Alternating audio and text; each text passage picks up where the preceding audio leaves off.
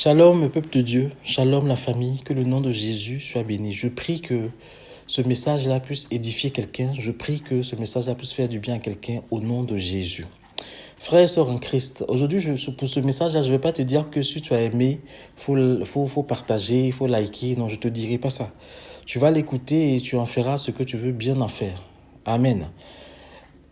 J'aime dire aux chrétiens de ne pas aller dans les assemblées parce qu'il y a beaucoup de monde dans les assemblées. J'aime bien dire aux chrétiens de ne pas aller dans les assemblées parce qu'il y a tel homme de Dieu qui prêche dans cette assemblée. J'aime dire aux chrétiens, va dans une assemblée parce que l'Esprit de Dieu te dit que ta place est là-bas et qu'il a quelque chose à faire pour toi ou il y a quelque chose que tu vas faire pour lui là-bas. Allons dans les assemblées conduits par l'Esprit de Dieu. Amen. Parce que, bien aimés frères et sœurs, nous sommes dans les derniers temps. Nous sommes dans les derniers temps et Satan, comment je vais dire ça, se déguise pour venir séduire les enfants de Dieu. Nous sommes dans les temps où les marabouts sont aussi devenus des pasteurs et des prophètes parce que c'est ce qui intéresse les enfants de Dieu. Nous sommes dans les temps où les motivateurs sont aussi devenus des pasteurs parce que c'est ce que les enfants de Dieu attendent, que quelqu'un vienne leur dire comment eux-mêmes se mettre au centre de leur vie pour avancer. Nous sommes dans des temps où les gens même qui sont allés faire des lectures bizarres viennent nous transmettre ce qu'ils ont appris et nous disent que c'est Dieu qui les a envoyés. Bien-aimés frères et sœurs en Christ, les temps sont mauvais. La Bible dit en Matthieu, excusez-moi un peu, la Bible nous dit en Matthieu 24, le verset 5, il dit 4 et 5 même. Et Yeshua répondant leur dit, prenez garde que personne ne vous égare, car beaucoup viendront sous mon nom et en disant, je suis moi le Machia, et ils en égareront beaucoup. Amen. Ce verset-là, je suis sûr que plusieurs ont l'a lu et plusieurs ont a compris ce verset. Jésus dit que beaucoup vont dire, beaucoup venir en ce nom en disant, je suis moi le Machia. Et ils vont en égarer plusieurs. Bien aimés frères, il faut comprendre aussi ce verset dans ce sens-là. Que beaucoup vont venir, ils vont dire que c'est Jésus-Christ de Nazareth qui est le Machia. Ça dit que le Jésus, que toi et moi nous prions là. Ils vont venir dire que c'est lui Jésus qui est Christ. Ils ne vont pas remettre ça en cause. Ils vont prêcher Jésus. Et c'est des personnes qui vont venir prêcher Jésus et qui vont être très durs dans leur message. Ils vont être durs dans leur message. Ils vont dire Jésus est le Christ. Si tu fais ceci, tu iras en enfer. Si tu fais ceci, tu iras à tel endroit. Si tu fais ceci, voilà. Ils vont prêcher Christ. Mais ils vont nous égarer. Parce qu'ils vont prêcher Christ pour qu'on vienne dans leurs assemblées, pas pour suivre Christ, mais pour les suivre eux. Alléluia. Chrétiens, ayons du discernement.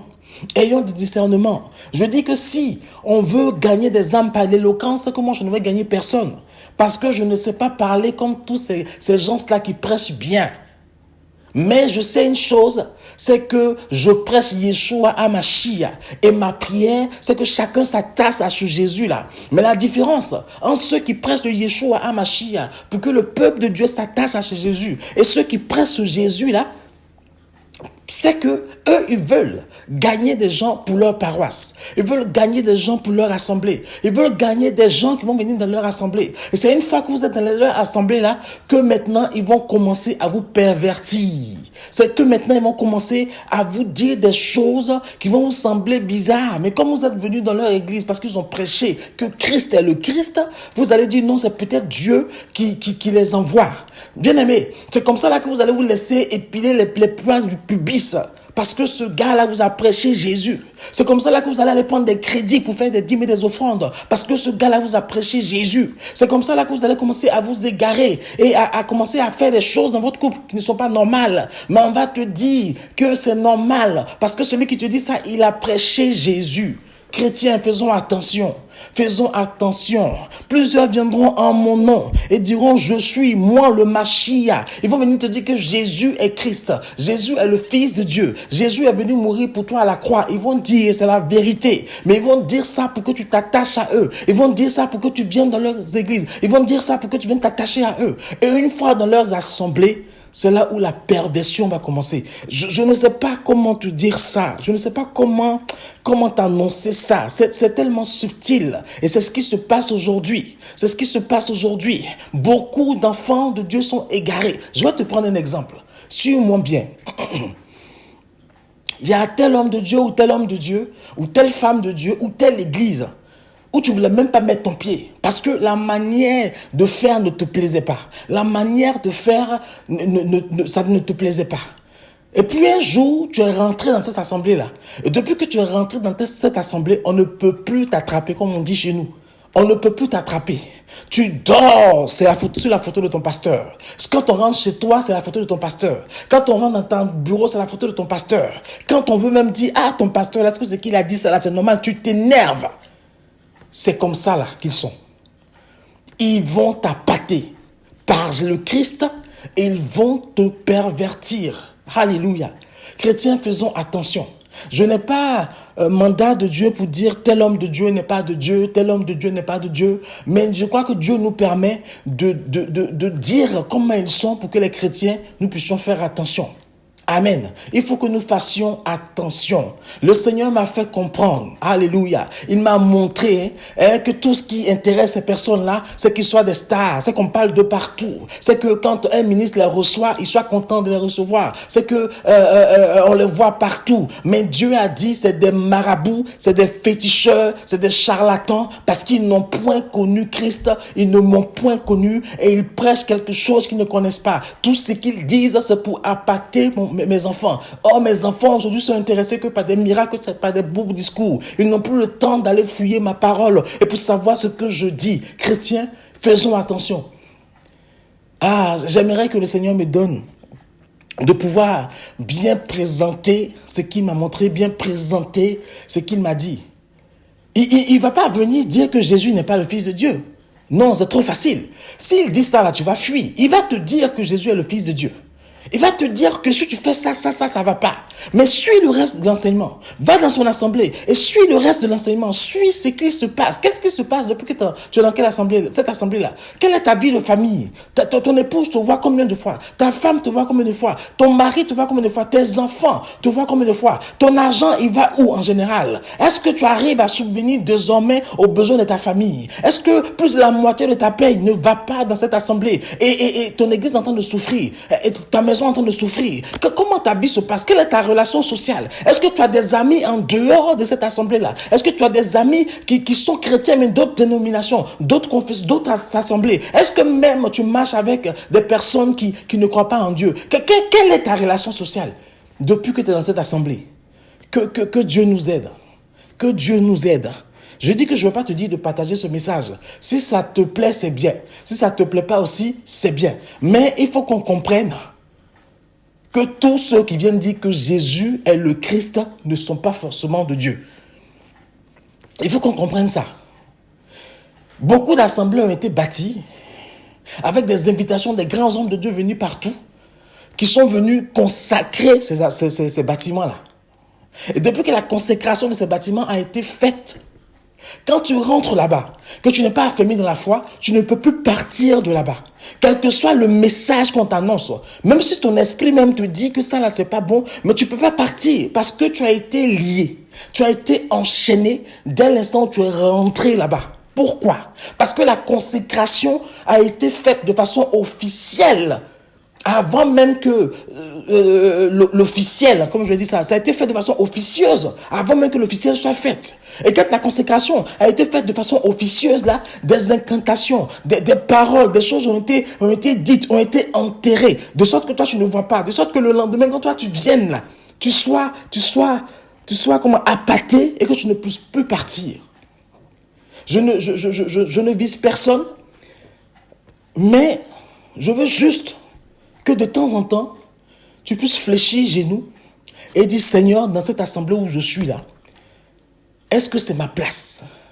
Je veux juste que de temps en temps, tu puisses fléchir genoux, que tu dises, Seigneur, l'homme de Dieu là qui me prêche, est-ce que tu le valides?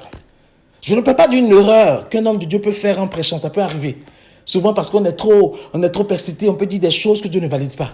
Mais je parle vraiment d'une erreur même biblique, de quelque chose qui est continu, qui est permanent, et qui se fait d'une propagation subtile du péché sans le nommer. Pose la question à Dieu de temps en temps sur l'homme qui est devant, sur la femme qui est devant et qui prêche la parole de Dieu. Alléluia. Vraiment, que Dieu m'aide, que Dieu me donne vraiment de pouvoir encore bien affiner ce qu'il m'a montré, de pouvoir encore bien affiner ce qu'il m'a mis à cœur là, parce que les temps sont graves, les temps sont graves, et beaucoup d'enfants de Dieu sont égarés par des enseignements qui ne sont pas aucune fondation biblique. Beaucoup d'enfants de Dieu sont égarés par des enseignements qui n'ont aucune fondation biblique. Oh Jésus, le Seigneur m'a montré comme ça en image 2 terrains. Amen. Un terrain où il y a quelques grands arbres. Et puis il y a beaucoup d'arbres, mais c'est un terrain où il y a beaucoup d'arbres, beaucoup de feuilles. Mais les autres arbres là sont plus arbustes que arbres. Et le Seigneur fait comprendre que c'est des arbustes qui étaient censés être de grands arbres. Mais il y a tellement de choses plantées, semées sur ce terrain-là, que les arbustes-là ne peuvent plus grandir. Et puis de l'autre côté, il y a un terrain qui est nettoyé, qui est entretenu avec des arbres qui sont grands, grands, grands. Et le Seigneur dit que s'il met un de ces enfants-là et qu'il demande à son enfant où est-ce qu'il va semer, la moitié, plus de la moitié des chrétiens vont dire on va semer là où il y a beaucoup d'arbres. Parce qu'ils vont se fier à la vue. Ils vont se fier à ce qu'ils voient. Voilà, ça fleurit, ça grandit, mon cher, mais juste quelques-uns vont aller semer là où il y a un peu d'arbres parce qu'ils auront le discernement. Ils vont comprendre que ça c'est un terrain qui a été mis en jachère, qui a été nettoyé et que c'est une terre, si tu sèmes, ça va donner. C'est exactement ce qui se passe dans nos églises. On va voir une assemblée où il y a 203 personnes, on va dire lui, il n'a pas d'onction. C'est certainement pas de Dieu. Et puis là où il y a 1 milliard de personnes, on dit voilà, c'est là où il y a Dieu et c'est là où tout le monde va aller. Mais bien aimé, fais ce que tu veux, mais avant de partir, prie le Seigneur pour qu'il te donne le discernement. Et les images que Dieu m'a montrées, il m'a montré ça aussi par rapport à la loi, aux fameuses lois de la semence, de tout ça là qu'on nous enseigne. De toute façon, comment? Sur le plan agriculture, il est mieux de semer sur un terrain où il y a moins d'arbres que sur un terrain où il y a beaucoup d'arbres, parce que ton truc ne va pas trop donner. Mais enfin, bref, faisons attention, ayons du discernement. Dieu n'est pas venu appeler des murs, Dieu n'est pas venu appeler des dénominations. Il est venu appeler des gens qui acceptent et qui confessent Jésus-Christ comme Seigneur et Sauveur personnel. Les gens qui l'ont accepté, les gens qui l'ont rencontré, c'est ceux-là qu'il est venu appeler. Alléluia. Demande à Dieu, Seigneur, l'assemblée où je suis là, si demain tu reviens, combien s'en vont? Des sœurs et des frères ont eu des visions de l'enlèvement où leurs pasteurs sont restés. Ça les a choqués. D'autres sont carrément devenus païens en disant que si lui-même il reste, ça ne sert à rien. D'autres ont eu un peu de discernement, sont allés prier pour que Dieu les aiguille sur comment faire. Prie un peu pour ton assemblée. Alléluia. Je suis un peu attristé parce que je ne sais pas comment bien formuler ce que j'ai envie de vous dire. Mais une chose est sûre, tous ceux qui viennent dire que Jésus-Christ est Seigneur ne sont pas forcément de Dieu. Quand tu rentres dans une église où tu as été convaincu par un message d'évangélisation, continue de voir ce que le reste des enseignements donne. Continue de voir ce que ça donne. Il y a des petites choses comme ça sur lesquelles il faut faire attention. C'est pas l'homme de Dieu que tu sers, hein. C'est Dieu que tu sers. Amen. C'est Dieu que tu sers. C'est pas l'église locale là que tu sers, hein. C'est Dieu que tu sers. Donc, sers Dieu dans l'église locale selon ce que Dieu te dit. Amen. J'étais dans une église locale et puis il y a quelqu'un là qui était en train de tout faire pour devenir pasteur. Et puis le Seigneur me disait clairement, mais je ne l'ai jamais appelé lui là à être pasteur. En fait, je ne l'ai jamais appelé à exercer un ministère comme ça visible dans les 5 ministères comme ça là. Je l'ai appelé à faire autre chose, mais dans le secret, autre chose, mais là où on ne le voit pas, c'est là et sa place. Mais lui veut devenir pasteur. Mais c'est normal, parce que tout le monde est attiré par la prédication, tout le monde est attiré par... Et comme le pasteur principal n'avait pas le discernement, et qu'il voyait le gars là, même si ses enfants sont malades, il les prenait quand il venait à l'église, même si sa femme est malade, il la laissait à la maison, puis il venait quand même à l'église, quelle que soit l'heure de l'église, il est là. Le pasteur a dit, tiens, c'est un bon chrétien, il faut qu'il devienne pasteur, et Dieu dit que non, je ne l'ai pas appelé à être pasteur. Ayons du discernement, et laissons Dieu nous conduire selon sa volonté. Voilà, c'est un peu ça que j'ai voulu partager et je prie que Dieu me donne encore d'affiner un peu ce qui m'a mis à cœur pour que je puisse le transmettre fidèlement. Mais C'est trop important. On parle de ton âme là. C'est trop important pour que tu te laisses appâter par n'importe qui. Aie du discernement, s'il te plaît. Que le nom de Jésus soit béni. Et ce message-là, tu le prends et vraiment, tu en fais ce que tu veux. Vraiment, tu en fais ce que tu veux. Si tu as convaincu, gloire à Dieu. Si tu n'as pas convaincu, gloire à Dieu. Dans tous les cas, continue de chercher la volonté de Dieu. Continue de chercher la face de Dieu pour ce qu'il attend de toi, quel que soit là où tu te trouves. Sois béni, sois béni, sois béni. Et puis on se retrouve une autre fois pour une autre exhortation. Soyez bénis.